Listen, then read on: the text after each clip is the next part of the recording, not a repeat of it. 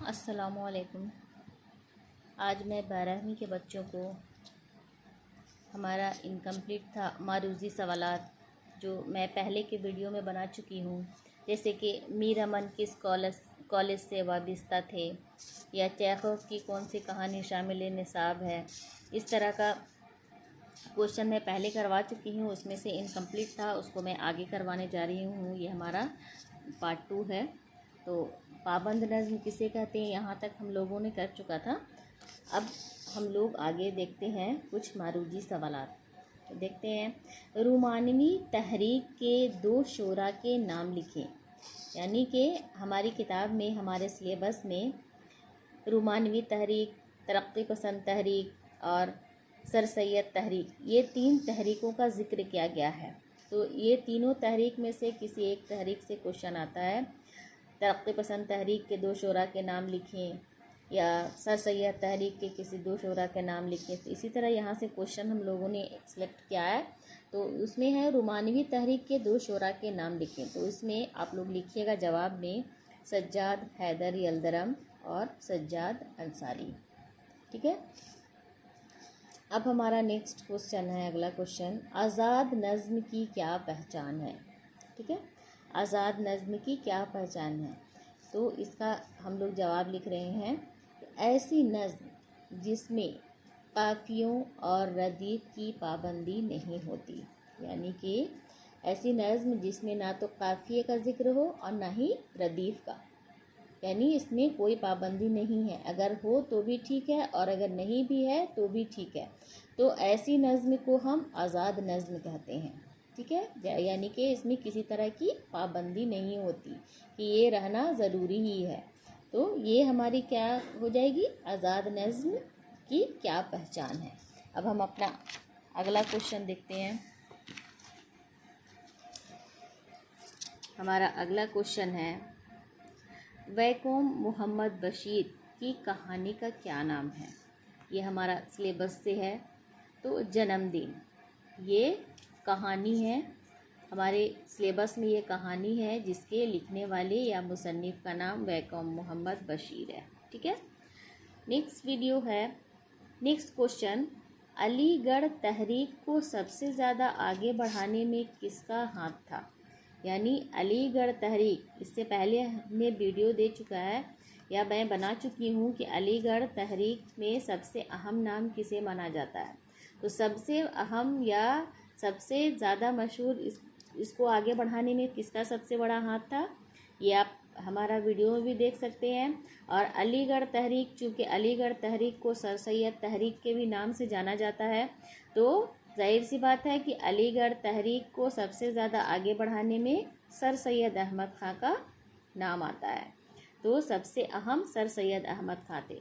चूँकि उन्होंने ये तहरीक को आगे बढ़ाया था, तो उन्होंने सिर्फ अकेले नहीं, इसमें बहुत सारे लोगों ने मिलकर उनका साथ दिया था, उनके साथ काम किया था।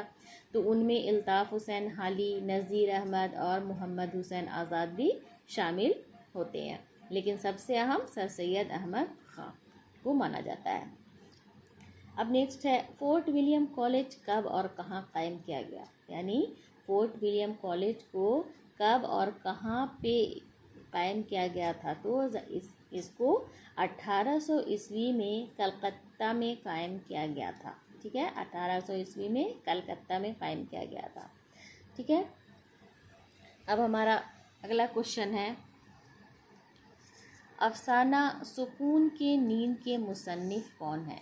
यानी ये हमारा एक अफसाना है जो हमारे सिलेबस में दिया हुआ है कि अफसाना सुकून की नींद के मुसन्निफ़ कौन है। कौन है, इकबाल मजीद। ठीक है, ये सारा बहुत इम्पोर्टेंट क्वेश्चन सब है। इकबाल मजीद का कौन सा अफसाना आपके निसाब में शामिल, यानी कि जस्ट इसका उल्टा। हमने आपको पहले भी वीडियो बनाकर मैं बता चुकी हूँ कि इस तरह के क्वेश्चन को थोड़ा घुमा कर देता है। तो ईज़िली अगर दे तो अफसाना सुकून का नींद के मुसन्निफ़ कौन है, और अगर इसको जस्ट घुमा दिया तो इकबाल मजीद का कौन सा अफसाना आपके निसाब में शामिल है। तो कौन सा है, सुकून की नींद। नेक्स्ट क्वेश्चन है, इकबाल मजीद की पैदाइश कब और कहाँ हुई। यानी कि इकबाल मजीद की पैदाइश कब हुई, तो 1934 ईस्वी, जिला सीतापुर। ये सीतापुर कहाँ है? उत्तर प्रदेश में। ठीक है, तो ये हमारा क्वेश्चन हो गया। अब नेक्स्ट आगे है, नेक्स्ट क्वेश्चन है, मुंशी प्रेमचंद का कौन सा नावल शामिल निसाब है? यानी प्रेमचंद का कौन सा अफसाना आपके सिलेबस में है? तो कौन सा अफसाना है? बेवा। ठीक है, या इससे जस्ट उल्टा, नावल बेवा के मुसन्निफ कौन है? तो कौन है? मुंशी प्रेमचंद। ठीक है, इसमें एक और क्वेश्चन है, अगला क्वेश्चन इसमें आएगा कि आपके निसाब में शामिल सबक बेवा नॉवेल है या अफसाना? ठीक है, ये इस तरह का क्वेश्चन हमेशा पूछता है कि आपके निसाब में शामिल सबक बेवा नॉवेल है या अफसाना। तो जाहिर सी बात है, बेवा क्या है? आपके निसाब में नॉवेल है, ये नॉवेल बेवा। ठीक है, अब हमारा नेक्स्ट क्वेश्चन है, नॉवेल बेवा के अहम किरदार कौन कौन है? ठीक है, यहाँ पर क्वेश्चन ये पूछ रहा है कि हमारा जो ये नॉवेल है, नॉवेल बेवा, उसमें अहम कैरेक्टर क्या क्या है? ठीक है, कौन कौन से लोगों ने मिलकर इस नॉवेल को पूरा किया था? तो ये भी एक इम्पॉर्टेंट क्वेश्चन है जो कई बार ये पूछ चुका है या पूछता है, तो आप लोग इसको थोड़ा सा समझ लीजिए कि नॉवेल बेवा के अहम किरदार कौन कौन है। सबसे पहला किरदार है अमृत राय।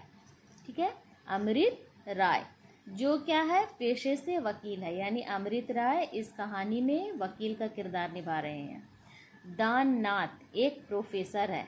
क्या है? दूसरा, दाननाथ जो एक प्रोफेसर है। अमृत राय वकील हैं, दाननाथ प्रोफेसर है। प्रेमा उसूलों की कद्र करने वाली लड़की, यानी एक लड़की का किरदार को डाला गया है जिसका नाम है प्रेमा। ठीक है, पूर्णा एक वफा परस्त हिंदुस्तानी औरत है। कौन है? पूर्णा कौन है? एक वफा परस्त हिंदुस्तानी औरत है। लाला बद्री प्रसाद शरीफ और ईमानदार आदमी थे, यानी कि लाला बद्री प्रसाद ये अगला कैरेक्टर का नाम है, यानी कि इसने कहानी में काम किया है। तो वो क्या थे? पेशे से शरीफ और ईमानदार आदमी थे। कमला प्रसाद निहायत लालची शख्स था, यानी इनका किरदार क्या था? एक लालची शख्स थे। देवकी जो कि सास है। ठीक है, किसकी साथ? प्रेमा की। ठीक है, देवकी सास है। और सुमित्रा सखी है, यानी प्रेमा की ये सहेली है। सखी मतलब सहेली। ठीक है, सुमित्रा सखी है। तो इस तरह के क्वेश्चन बहुत सारे जो है, जो 2 नंबर और 1 नंबर का आप लोगों को आता है, और जो निहायत ही पढ़ना बहुत ज़रूरी है आप लोगों को।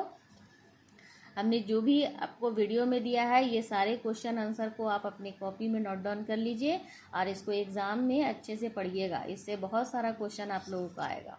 अब मैं और भी मारूजी सवालात अपने सबक से मैं बताऊंगी, तो नेक्स्ट वीडियो मेरा देखिएगा जिसमें और भी मारूजी सवालात रहेंगे। अब मैं अपनी वीडियो बंद करती हूँ। शुक्रिया।